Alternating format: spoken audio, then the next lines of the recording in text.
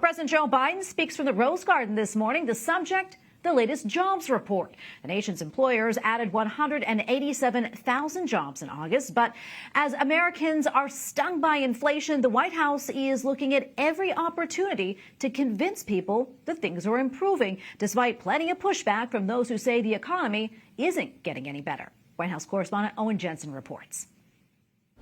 Tracy, President Joe Biden delivered his remarks this afternoon here at the White House.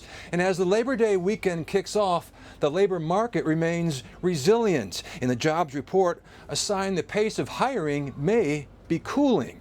The Fed's ultimate goal, getting inflation under control. As the job market, still healthy, shows signs of cooling, President Joe Biden tells Americans, take note of the fact that America is now one of the strongest job-creating periods in our history, in the history of our country.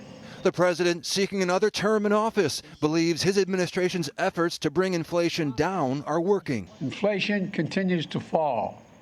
It's now around 3%, about 1/3 of what it was 1 year ago. The jobs report also showed the unemployment rate rose, but still low by historical standards. The report also comes as gas prices average $3.81 a gallon. Mortgage rates are in the 7% neighborhood, and buying food at the grocery store is taking more out of wallets. On Twitter, the GOP tweeting out the last 3 months, June, July, August, have been the worst 3-month stretch for job growth since the pandemic. And in another tweet, gas prices are at historic highs heading into Labor Day weekend. Under Biden, they've been high for years.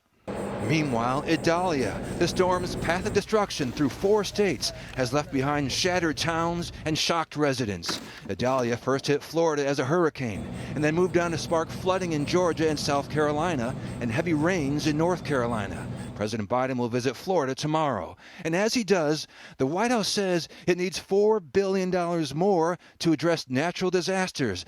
That up from the initially requested $12 billion. The Federal Emergency Management Agency's Disaster Relief Fund helps with rescue and relief efforts. But the supplemental funding request first needs to be approved by lawmakers.